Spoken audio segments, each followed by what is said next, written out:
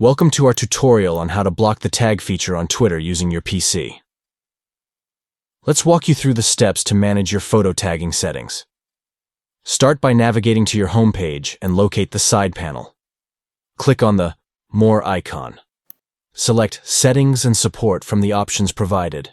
Navigate to Settings and Privacy, and then click on Privacy and Security.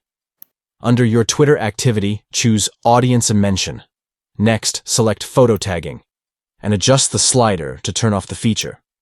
By following these steps, you can control your privacy settings on Twitter by blocking the tag feature and managing who can tag you in photos.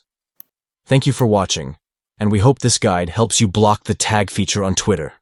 Take control of your photo tagging settings to ensure your online privacy and security. Start managing your tag preferences on Twitter today for a more personalized and secure social media experience.